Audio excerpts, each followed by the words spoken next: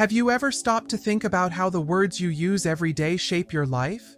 You may not realize it, but some of the things you say, without even thinking, could be making you feel less capable, less confident, and even less valuable.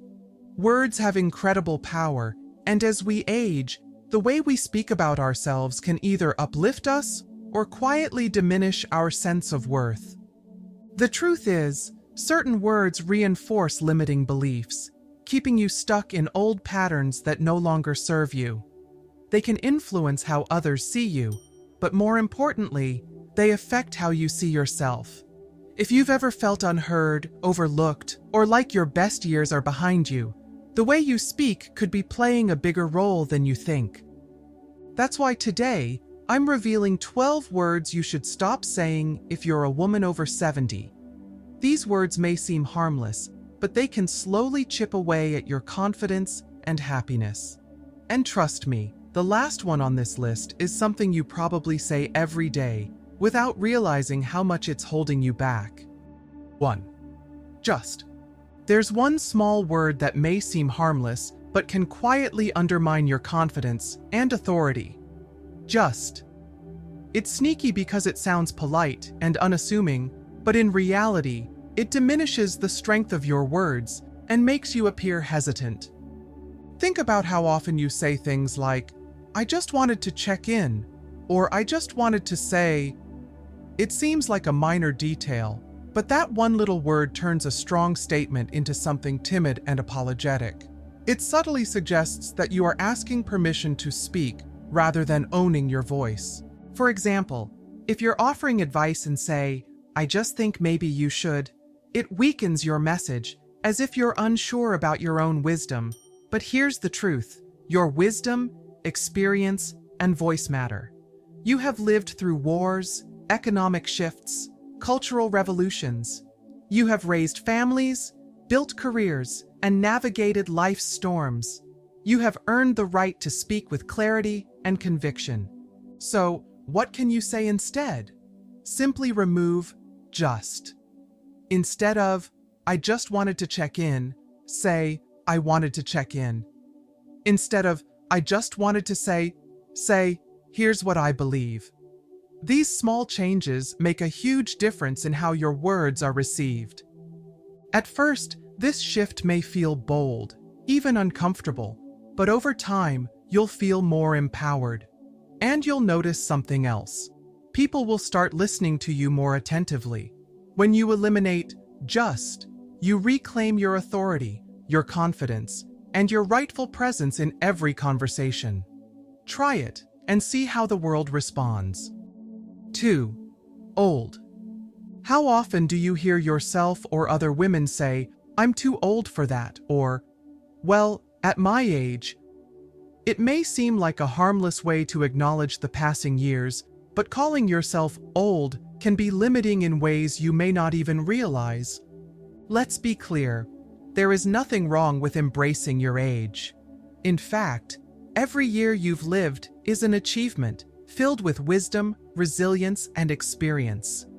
But the problem comes when old becomes a label that defines you, instead of just a number that reflects your time on this planet. Think about it.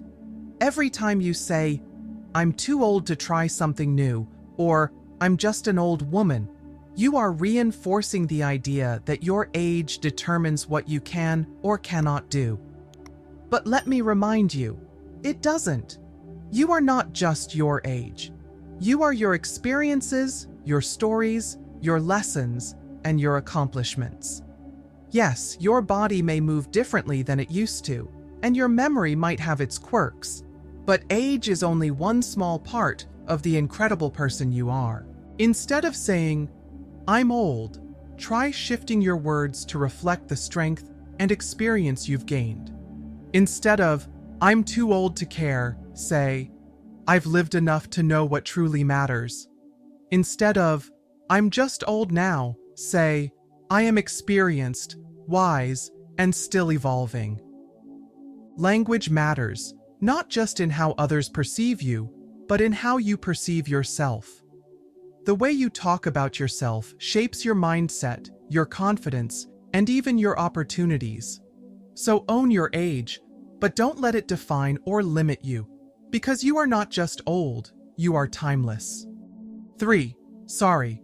Let's get one thing straight. Apologizing when you've truly done something wrong is a sign of strength, not weakness. But if you're like most women, the word sorry has probably slipped into your daily vocabulary in places where it doesn't belong. Think about how often you say, "Sorry to bother you, but," "I'm sorry, but can I say something?" "Zrania," or "Sorry, I don't know how to do this." At first glance, these phrases seem harmless, but what's really happening when you over-apologize? You are subtly asking for permission to exist, to speak, or to take up space. Over time, this habit chips away at your confidence and sends the message that your thoughts, needs, or presence are an inconvenience.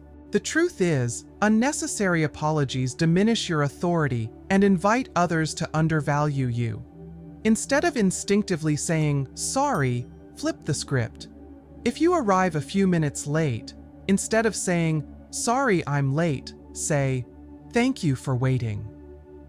This small shift in language focuses on gratitude rather than guilt. Or, if you need to interject in a conversation, swap "sorry to interrupt" with "I'd like to add something." Notice the difference? It's subtle, but it places your words in a position of confidence rather than hesitation. And if you don't know something, there's no need to apologize. Instead of saying, "Sorry, I don't know," try, "That's interesting, I'd love to learn more." Suddenly, you're not admitting weakness, you're embracing curiosity and growth. Breaking the habit of over-apologizing isn't easy, but it's worth it. Each time you catch yourself and reframe the moment, you are reclaiming confidence and teaching others to respect your voice. More importantly, you are setting an example for the women around you, showing them that speaking with strength doesn't require regret. 4. Can't. How many times have you told yourself, "I can't," without even questioning whether it's really true? I can't learn new technology. I can't travel like I used to. I can't try something new at my age. It's easy to say, but every time you do, you're reinforcing a belief that limits your potential. The truth is, more often than not, can't isn't about ability, it's about mindset. Aging comes with changes, and some things may be more difficult than before. But too often, can't means you've given up before even trying. Think about how many women over 70 resist learning new technology. They assume they can't figure out smartphones or video calls. But imagine the joy of effortlessly video chatting with your grandkids, exploring new interests online, or simply using a phone without frustration. The problem isn't that they can't do it, it's that they've convinced themselves they can't. Instead of saying "I can't," shift your words and open up new possibilities. Try saying, "This is new to me, but I'm willing to learn. I haven't done this yet, but I'd love to try. It may take some time, but I know I can figure it out." Words shape beliefs, and beliefs shape actions. Every skill you have today, reading, driving, cooking, was once something you couldn't do. But you learned, you adapted, and you grew. That resilience doesn't disappear with age. The moment you stop saying "I can't" and start saying "I'll find a way," you open doors to confidence, independence, and personal growth. You are capable of more than you realize, and the only thing standing in your way is the belief that you can't. So challenge it. Replace "can't" with "I will try," and watch how your world begins to change. 5. Should. The word "should" carries a weight of guilt and obligation, often slipping into our thoughts and conversations without us even realizing it. I should exercise more. I should visit my children more often. I should have saved more money when I was younger. Each time we say it, we're subtly criticizing ourselves, reinforcing the idea that we're not doing enough, not being enough, not living up to some invisible standard. Over time, this creates a constant feeling of falling short, as if no matter what we do, it's never quite enough. For many women, this habit of shoulding ourselves started decades ago while juggling the roles of mother, partner, and career woman. We took on responsibility for everyone else's needs, often placing our own at the bottom of the list. But now, in this stage of life, it's time to shift that mindset. Instead of burdening ourselves with should, let's replace it with I choose to or I want to. This simple change reframes our actions from obligation to empowerment. Instead of saying I should exercise more, say I want to move my body because it makes me feel strong and energized. Instead of I should visit my children, say I choose to visit my children because I love spending time with them. Notice the difference? One feels like a demand, the other like a decision made from a place of freedom and joy. And then there are the should-haves, the regrets and what-ifs of the past. I should have saved more. I should have pursued a different career. These thoughts serve no purpose but to drain our energy and keep us stuck in regret. The past is done, but your future is still yours to shape. Instead of I should have, shift your focus to I can. I can be more mindful about my finances now. I can explore new passions today. By eliminating should, you'll feel a weight lift off your shoulders. You'll replace pressure with possibility, guilt with motivation, and self-judgment with self-compassion. Life at this stage is about choices, not obligations. You are free to create the life you want, not because you should, but because you choose to. 6. Ugly. Few words carry as much unnecessary weight as ugly. And too often, women don't just use it to describe things, they use it against themselves. My hair looks so ugly today. These wrinkles make me look ugly. I hate how my body looks. It's just ugly. Stop right there. Every time you call yourself ugly, even casually, you reinforce a damaging belief that your worth is tied to your appearance. You are not just criticizing what you see in the mirror, you are internalizing the idea that you are somehow less valuable, less deserving, simply because you don't look the way you once did. Aging is not ugly. It is a testament to a life well lived. Every wrinkle holds a memory. Every silver strand of hair reflects wisdom and resilience, and every scar or stretch mark tells a story of survival and strength. These are not flaws. They are proof that you have loved, laughed, overcome challenges, and experienced the fullness of life. Yet, so many women stand before the mirror and focus on what they see as imperfections rather than the incredible woman staring back at them. It's time to change that. Instead of ugly, choose words that honor your beauty. Natural, authentic, unique, and radiant all capture the essence of who you truly are. Every morning, look in the mirror and find one thing to appreciate about yourself. Maybe it's the warmth in your eyes, the kindness in your smile, or the strength in your hands that have held children, created, built, and comforted. By shifting your focus, you begin to reframe how you see yourself and how others see you too. And it's not just about self-talk. As women, we can also be our harshest critics, not just of ourselves, but of others. Pay attention to how you describe people around you.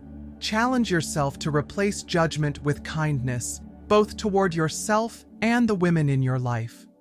Choose to see beauty where you once saw flaws. Words have power. They shape how we think and feel about ourselves and how the world perceives us. Choose words that build you up rather than tear you down. Aging is not something to fear or to fight. It is a privilege, a gift. You are not ugly. You are as radiant as the wisdom you carry. 7. Lonely. Loneliness is more than just a passing emotion. It's a word that carries immense weight and, when repeated, can shape how you see yourself and your place in the world.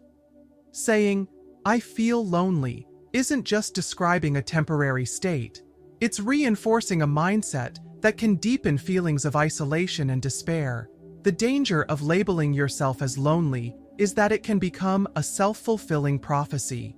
The more you tell yourself you are lonely, the more you believe it, and the more you unintentionally withdraw from the very connections that could bring warmth and companionship back into your life. But here's something important to remember. Feeling lonely does not mean you are alone.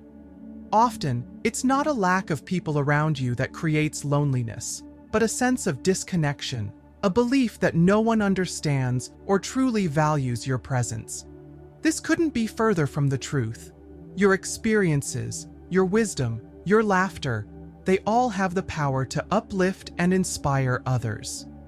The world still needs you, and there are people who would love to share in your company if only you let them in. Instead of saying, "I'm lonely," try shifting your perspective.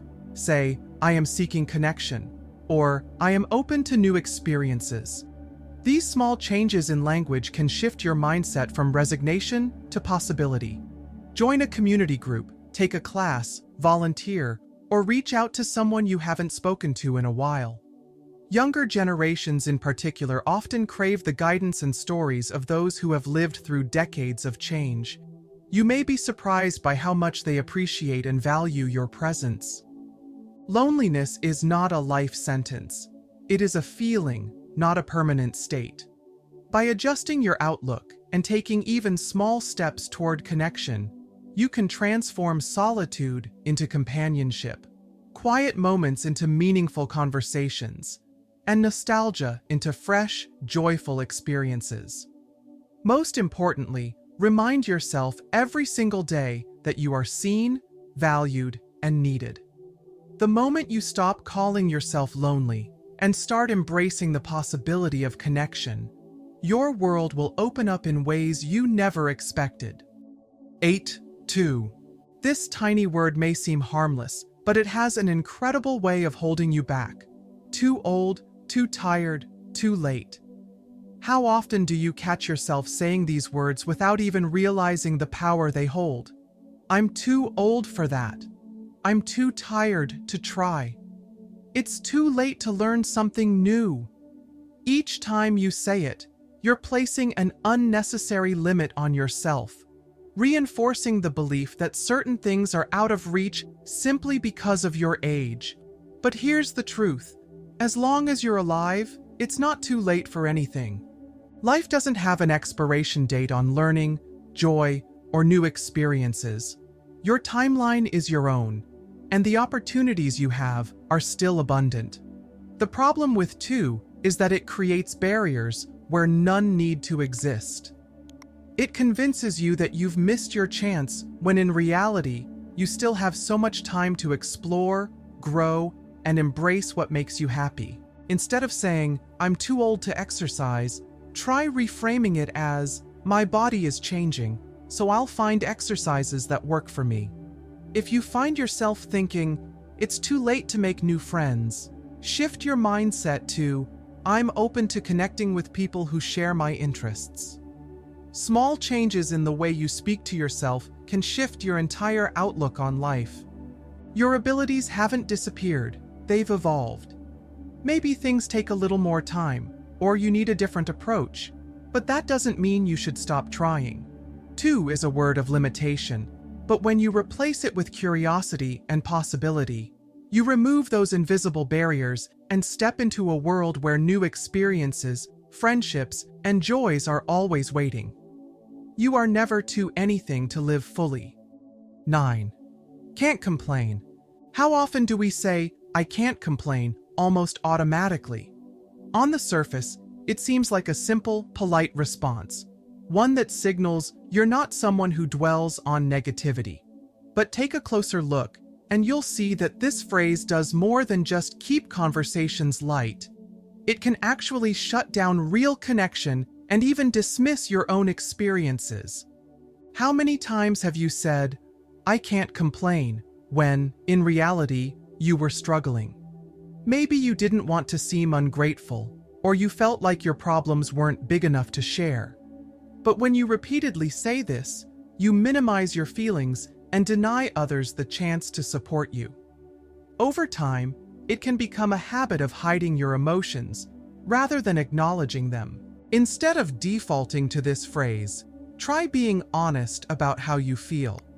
You don't have to overshare or turn every conversation into a venting session, but you also don't need to bottle things up. If someone asks how you're doing, try saying, "I'm doing well, but I've had some challenges lately." Or, "Things are okay, but I could use a little extra support." These responses invite deeper conversations and allow you to express your reality without feeling like you're complaining. Another thing to consider is how this phrase can limit your ability to express joy. Sometimes we downplay our own happiness out of fear of seeming boastful. Instead of saying, "I can't complain," try, "I'm truly grateful for how things are going," or "I feel really fortunate right now." You deserve to celebrate the good moments in your life without hesitation. So, let's retire "I can't complain." Speak openly, share authentically, and let yourself be truly heard. Life is filled with both joys and struggles, and you are allowed to experience and express every part of it. 10. I used to be. We've all said it at some point. I used to be. It slips into conversations with a quiet sigh, often carrying a tinge of regret or longing for the past. I used to be more active. I used to have so much energy. I used to be the one everyone counted on.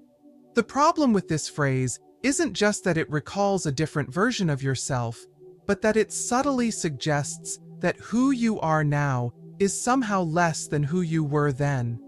It places your past self on a pedestal while overlooking the strength, wisdom, and resilience of the person you've become. Aging is not about clinging to who you used to be. It's about embracing who you are today. The experiences that shaped you, the lessons you've learned, and the wisdom you carry now are worth just as much, if not more, than the energy and abilities you may have had in the past. Instead of focusing on what you used to do, shift the perspective to what you can do now. Instead of, "I used to be fit," say, "I move my body in ways that support my health today." Instead of, "I used to have endless energy," say, "I invest my energy where it truly matters." Rather than, "I used to be so patient," say, "I've learned to prioritize what's important to me." These small but powerful shifts in language help you see your present self with appreciation rather than comparison. Every stage of life brings its own blessings and lessons. Who you are today is not a faded version of who you once were. You are a richer, deeper, more evolved version of yourself. There is power in accepting that and standing fully in the present without longing for a past that no longer fits. You have earned the right to celebrate yourself as you are, without measuring yourself against who you used to be. Let go of the idea that your best years are behind you. The truth is, your best years are the ones you choose to embrace right now. 11th, it's always been. How many times have you told yourself, "It's always been this way," as a reason to keep things exactly as they are? "I've always taken care of my health this way. This is how I've always handled problems. Our family has always done things this way." It's a phrase that carries an undertone of resignation, as if change is either impossible or unnecessary. But here's the truth. Just because something has always been a certain way, doesn't mean it has to stay that way. Life is constantly evolving, and even after 70, you are still growing.